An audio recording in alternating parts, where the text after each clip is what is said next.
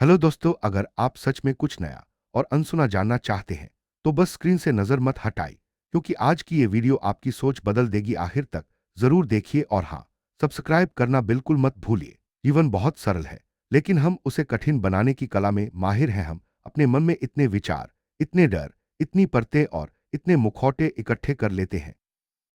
बुद्ध का मार्ग सरल है। सीधे बोलो, सच बोलो और मुंह पर बोलो, क्योंकि सत्य की राह ही मन की अशांति को मिटाती है।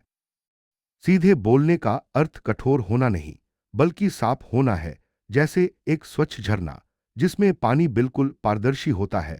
आप उसमें अपना चेहरा भी देख सकते हैं और उसका तल भी न पानी छिपाता है, न छल करता है। वह बस वही होता है जो वह है।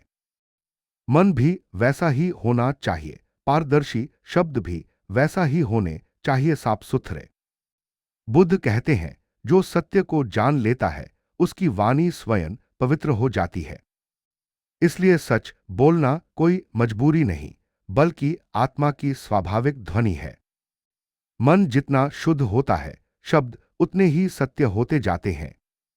पर सच बोलना आसान नहीं लगता, क्योंकि हमने शब्दों को हथियार बना दिया है। हम सोचते हैं, अगर मैंने सच कहा तो सामने वाला बुरा मान जाएगा, नाराज हो जाएगा, रिश्ता टूट जाएगा, लोग गलत समझ लेंगे।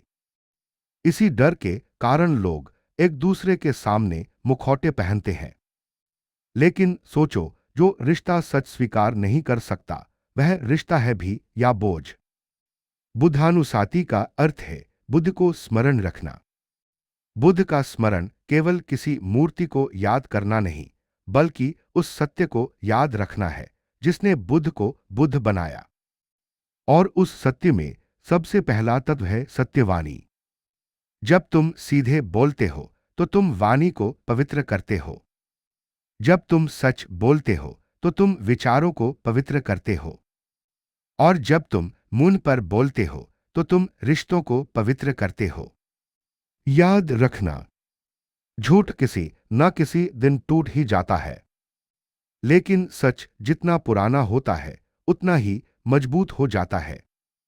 जीवन में जो लोग साफ बोलते हैं वे कम दोस्त बनाते हैं, पर सच्चे दोस्त बनाते हैं।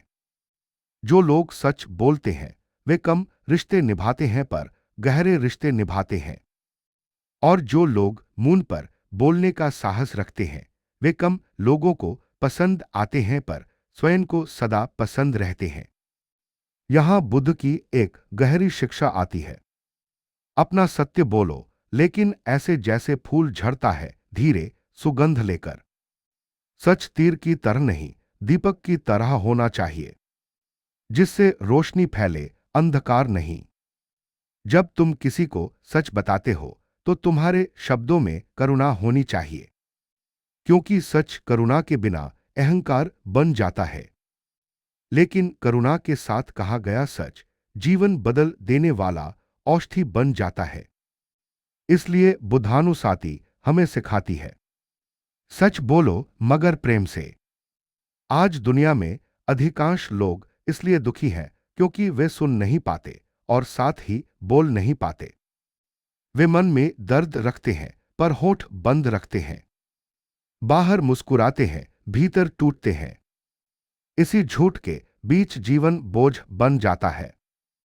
एक बुद्ध शिष्य ने पूछा, भगवान क्या बोलना चाहिए?